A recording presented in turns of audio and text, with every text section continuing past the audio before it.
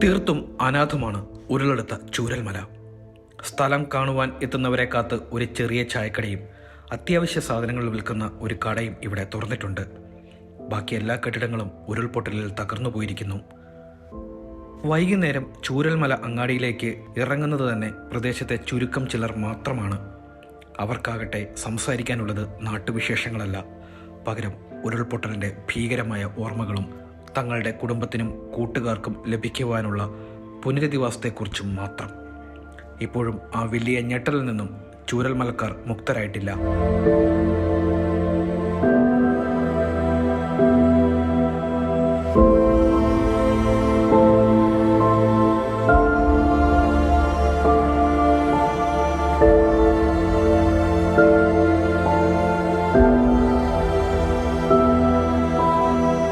ഉരുൾപൊട്ടലിൻ്റെ ഭീകരമായ അവസ്ഥ കാണുവാൻ നിരവധി പേരാണ് ഇവിടേക്ക് എത്തുന്നത്.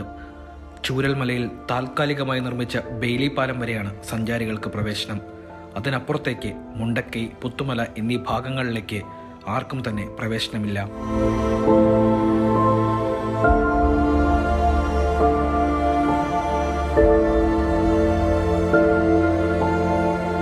നിലവിൽ ഇവിടെ എത്തുന്ന സഞ്ചാരികൾ മാത്രമാണ് ചൂരൽമലക്കാരുടെ പ്രധാനപ്പെട്ട വരുമാന മാർഗം. അവർ ഈ ചായക്കടയിൽ നിന്നും കഴിക്കുന്ന വരുമാനമാണ് അവരുടെ ജീവിതമാർഗവും.